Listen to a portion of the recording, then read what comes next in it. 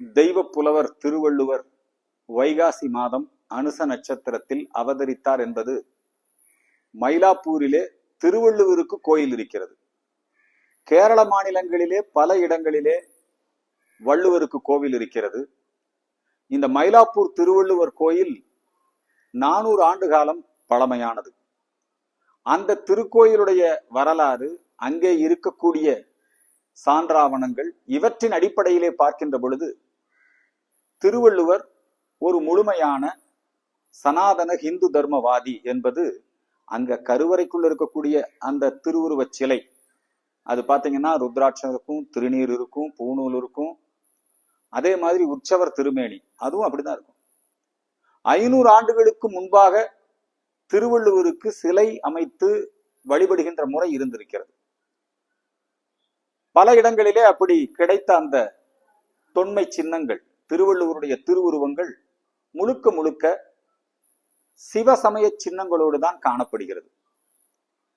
British ஆட்சி காலத்திலே அவர்கள் வெளியிட்ட திருவள்ளுவருடைய திருவுருவ படங்களும் இதே மாதிரி திருவள்ளுவருடைய அந்த நெற்றியிலே நீரு, நல்ல உயர்ந்த கொண்டை, நீண்ட தாடி, பூநூல், ருத்ராட்சம் இப்படித்தான் காணப்படுகிறது. பிரிட்டிஷார் வெளியிட்ட அந்த காலத்தில் இருந்த திருக்குறள் சங்கங்கள் வெளியிட்ட, இன்னும் சொல்ல போனால் தர்ம ஆதீனம் குருமகா சன்னிதானத்தால் வெளியிடப்பட்ட திருக்குறள் விளக்க உரை நூல்கள், அதில் இருக்கக்கூடிய படங்கள்லாம் அப்படிதான் இருக்கு. திராவிட இயக்கத்தை சார்ந்தவர்களை, குறிப்பாக தமிழக முதலமைச்சராக பதவி வகித்த காலஞ்சென்ற CN அண்ணாதுரை அவர்கள், அவருடைய டேபிள்லயே நீங்க பாத்தீங்கன்னா திருவள்ளுவர் இந்த சைவ கோலத்துலதான் இருப்பார். தொடர்ந்து இந்த நிலை நீடித்துக் கொண்டிருக்கிறது. ஆனால் திராவிடர் கழகம், திராவிட முன்னேற்ற கழகத்தை சார்ந்த இந்த திராவிட மாடல் திமுக ஆட்சி அமைகின்ற பொழுதெல்லாம் திருக்குறளை இழிவுபடுத்தக்கூடிய வேலையை செய்து கொண்டே இருக்கிறார்கள். திருவள்ளுவரை ஒரு கிறிஸ்தவராக சித்தரிக்க வேண்டும் என்பதற்காக இப்போ மயிலாப்பூர்ல 63 உற்சவத்துல 63 நாயன்மார்களோடு திருவள்ளுவர் திருவுருவ அந்த திருமேனியும் எடுத்து வரப்படுகிறது. எல்லாம் ருத்ராட்சம் போட்டு தான் எடுத்துட்டு வராங்க. இது காலங்காலமாக நடைபெற்றுக் கொண்டிருக்கக்கூடிய ஒரு உண்மை.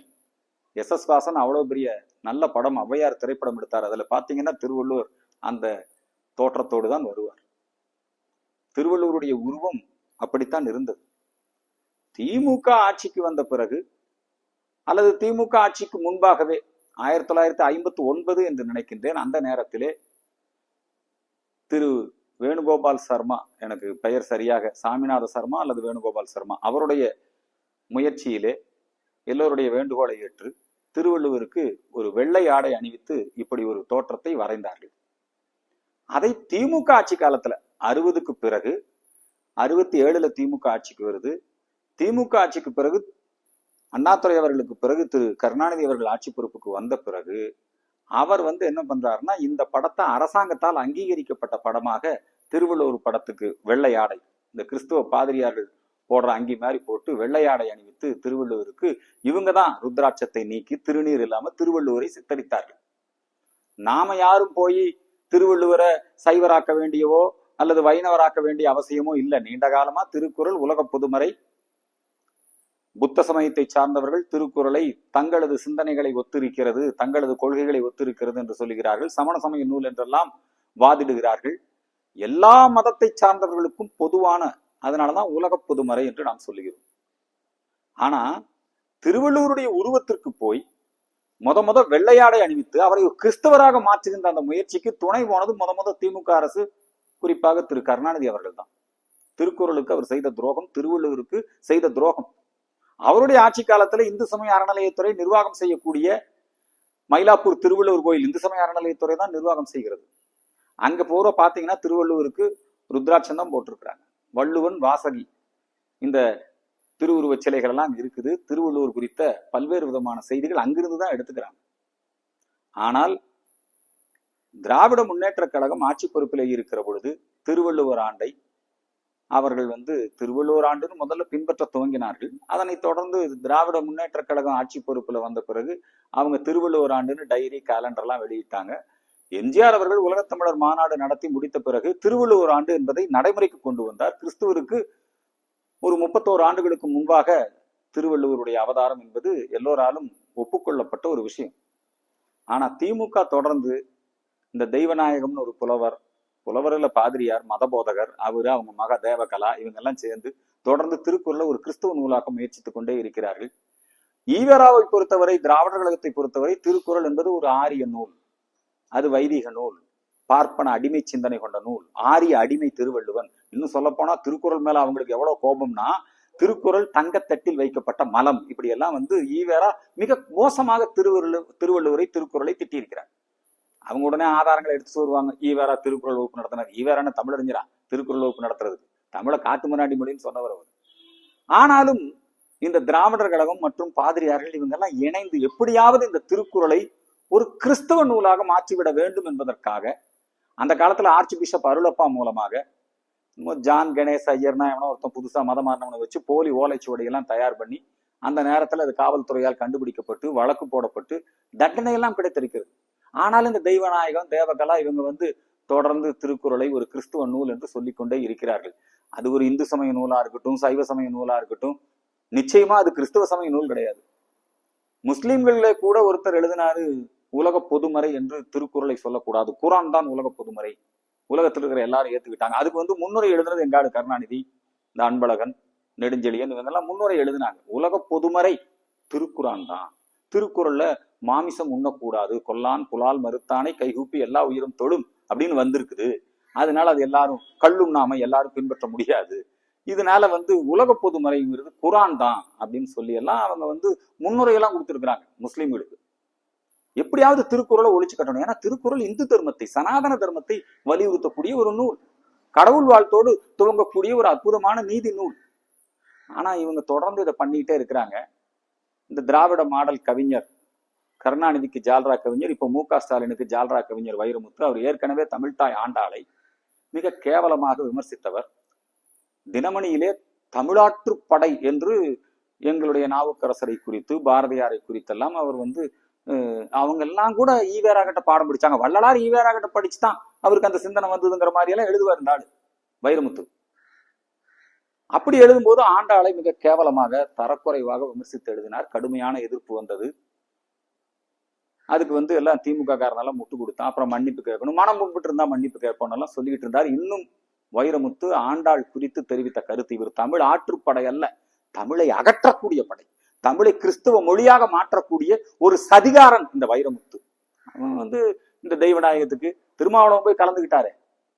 திருக்குறள் திருவள்ளுவர் ஒரு கிறிஸ்தவர், ரஜினிகாந்த் வச்சு சினிமா படமெல்லாம் தயாரிக்கிறதுக்கு சர்ச்சைகள் முயற்சி பண்ணுச்சு.